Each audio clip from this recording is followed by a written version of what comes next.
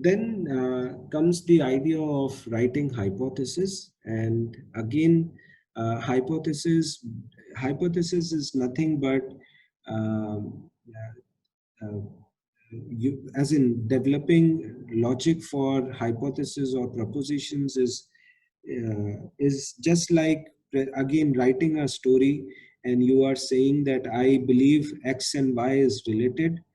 So what does the past literature talk about this relationship? Past literature has not tested this relationship, but I believe because of this theoretical framework, because of this theory, because this theory presents these arguments, I can conjecture, I believe that this variable X is going to be related to variable Y. Remember, it is not listing A said this, B said this, C said this, and therefore X should be related to Y. No, it is a synthesis. You have to synthesize what different people have said and stitch it in your own story. So, how we have done it, let me just go back to that paper.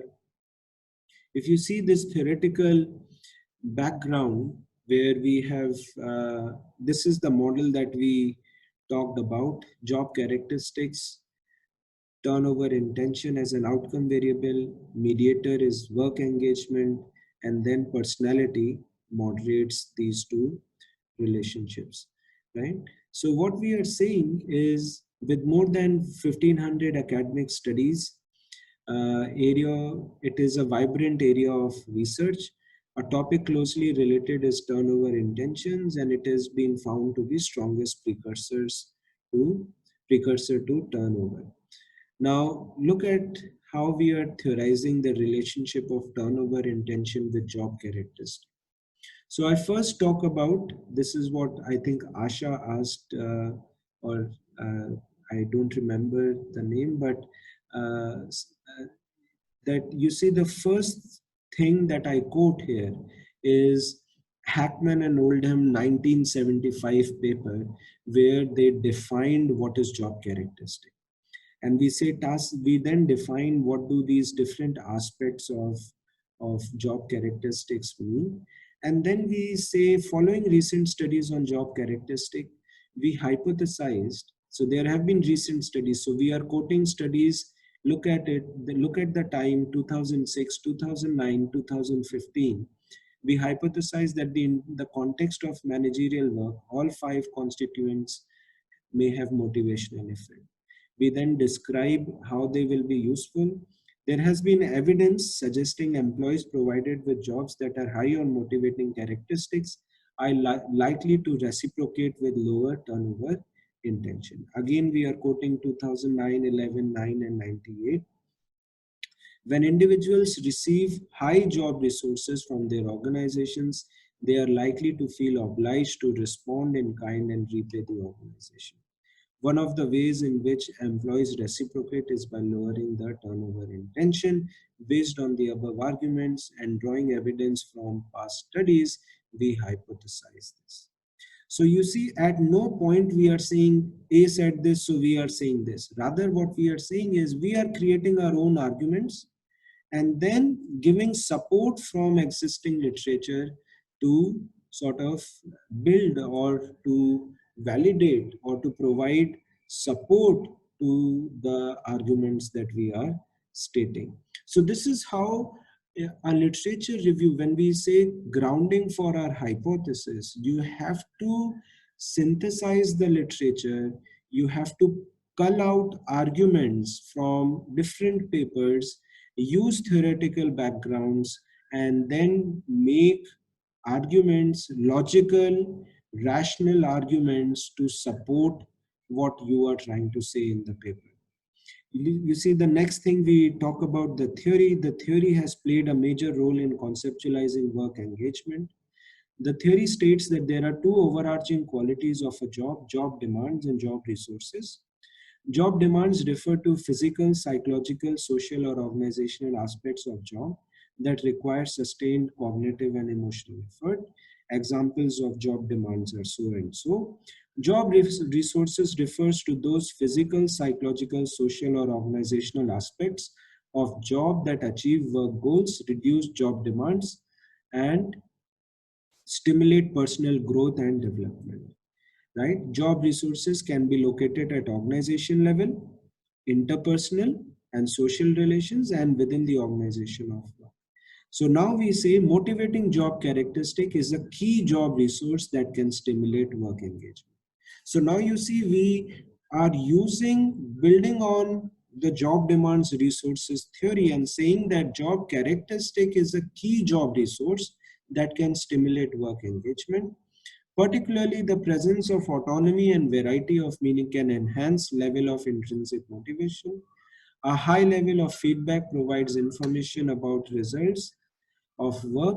So and so has said it. Motivating job characteristics are much likely to foster work engagement. So Christian et al. Was a meta-analytic paper where they found this, and prior research studies have found support for relationship between work engagement and. So again, we are quoting recent literature, and thus we hypothesize that jobs having motivating characteristics will be positively related to managers' engagement.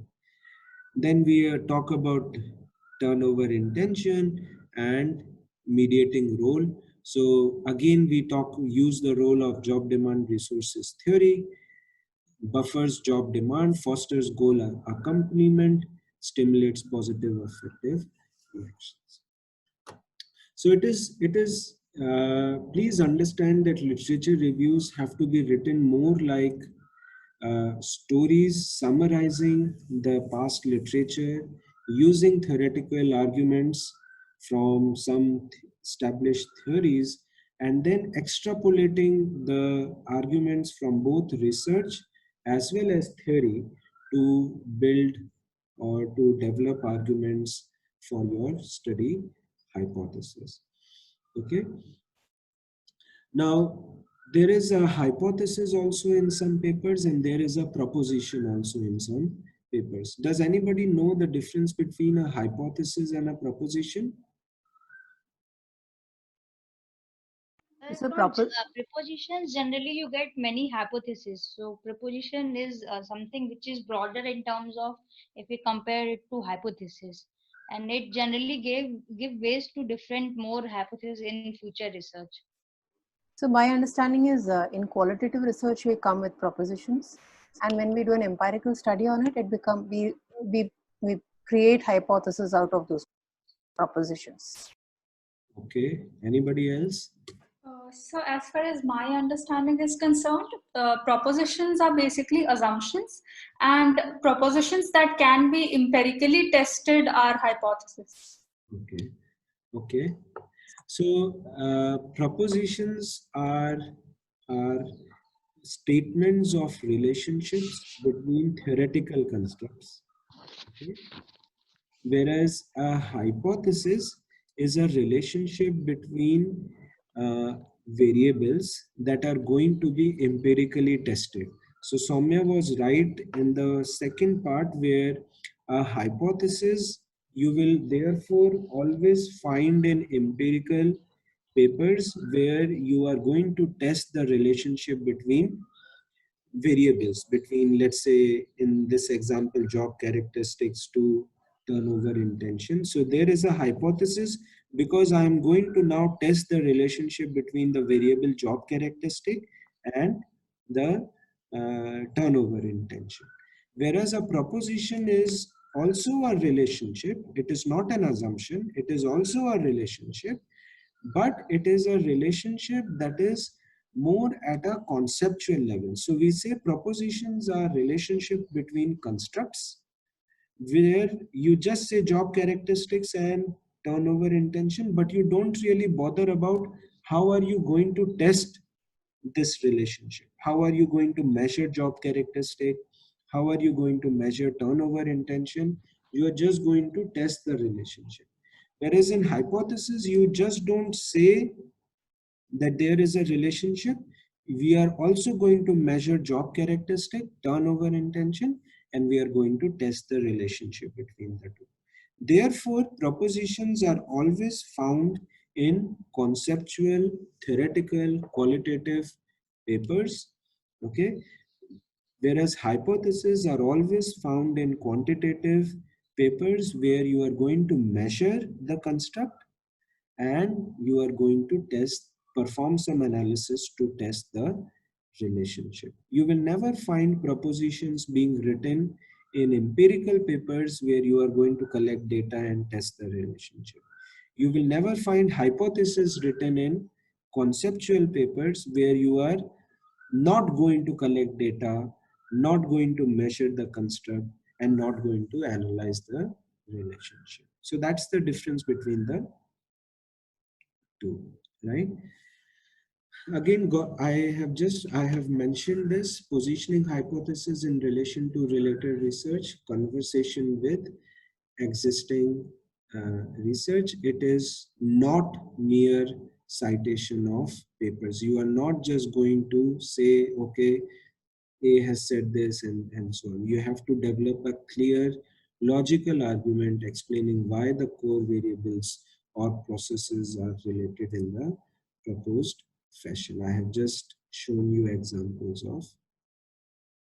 Be comprehensive yet brief and to the point. Must have some insights, conclusion that anchor your study. You should be based on theory or multiple theories, must identify the gap addressed in paper, must provide details that help to frame the arguments that you present in the paper. And this is very important. This reminds me of one very important thing. Please never ever cite papers that you have not read. Okay, you should. This is a matter of ethics. Never cite papers. So, for example, Gupta in his paper has written that XYZ has said something. Now you have read Gupta's paper, so you also say that XYZ has said something, but you have actually not read the XYZ paper. Okay, if you really want to quote what XYZ has said, then please go and read what XYZ had said.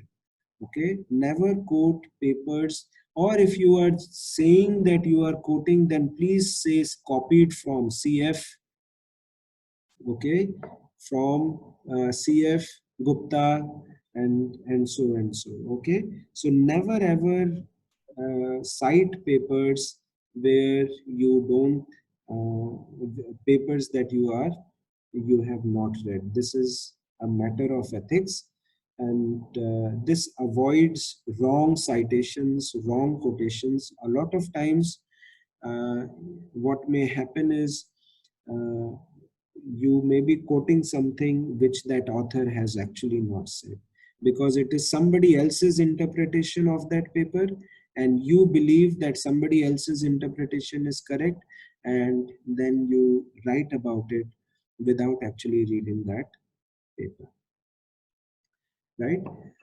The last thing on this point, and maybe it will also be the last